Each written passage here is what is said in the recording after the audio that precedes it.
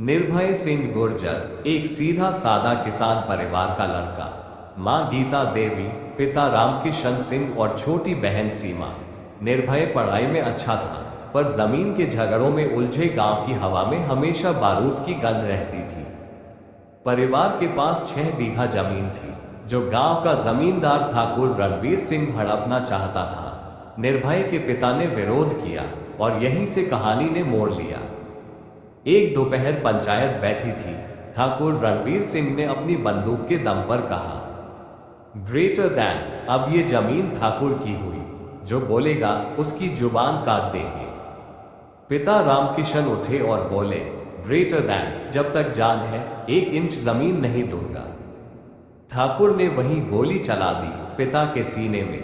मां गीता देवी चिल्लाई, नहीं, पर अगली ही गोली उसके माथे में धंस गई।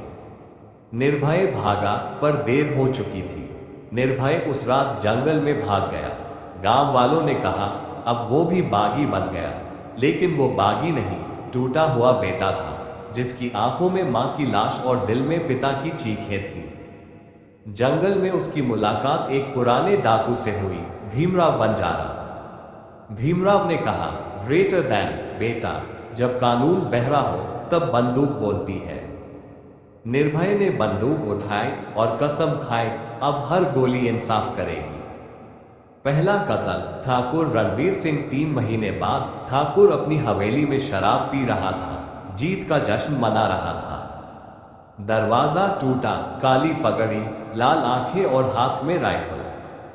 ग्रेटर दैन निर्भय बोला, एक बेटे ने अपने माँ बाप की मौत का मातम बंदूक से मनाना सीखा है।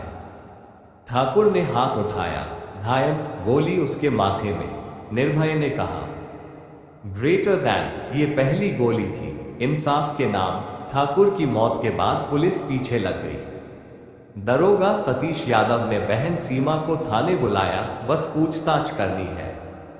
लेकिन उस रात सीमा घर वापस नहीं आई। सुबह कुएं से उसकी लाश निकली और पेट से खून बह रहा था। चिट्ठी मिली, भाई, अब तेरे लिए जिंदा नहीं रह सकती। मैं टूटी नहीं, कुचल दी गई। निर्भय ने उसी दिन कसम खाई, ग्रेटर दैन, अब ये आग तब बुझेगी जब दरोगा की लाश इसी आग में जलेगी। एक रात थाने पर धावा बोला गया। चारों ओर आग, चीख पुकार और गोलियों की गूंज। निर्भय ने दरोगा को खींचकर बाहर निकाला। ग्रेटर दैन, मेरी बहन को तूने मारा, अब तुझे जिंदा जलाकर मारूंगा। और थाने के सामने उसे आग के हवाले कर दिया। निर्भय का बचपन का दोस्त महेंद्र, जो उसके साथ कस्में खाता था, पुलिस का मुखबिर बन गया।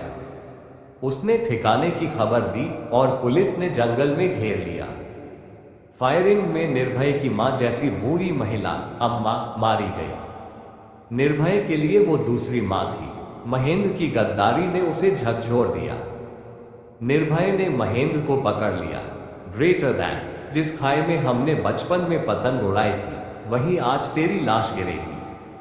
और धक्का दे दिया। महेंद्र चीखता रहा और अंधेरे में गुम हो गया।